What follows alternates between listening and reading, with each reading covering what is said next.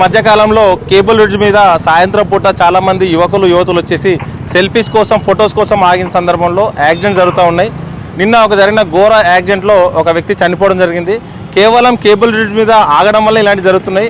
ఇది చాలా heavy traffic movement ఉండేటువంటి ఏరియా కాబట్టి ఇక్కడ వెహికల్స్ ఆపి వీటి ఫొటోస్ కోసం దిగి అనవసరంగా ట్రాఫిక్ ఇబ్బంది పెట్టదని, ఇకపై ఎవరైనా ట్రాఫిక్ ఇబ్బంది పెడితే ఇప్పుడు ఆల్రెడీ ఇక్కడ మనం బోర్డ్స్ కూడా పెట్టడం జరిగింది. 1000 రూపీస్ ఫైన్ ఉంటుంది.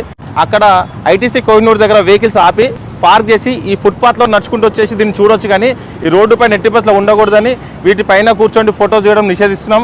బర్త్డే సెలబ్రేషన్స్ లేకపోతే ఏదైనా సెలబ్రేషన్ చేయడం కూడా నిషేధిస్తున్నాం. ఇక నుంచి ఇక్కడ ఎవరు చేసినా ఖచ్చితంగా చట్ట ప్రకారం వారిపై చర్య తీసుకోవడం జరుగుతుంది.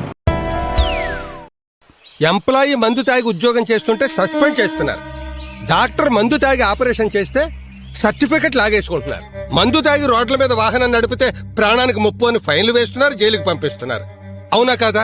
అవును.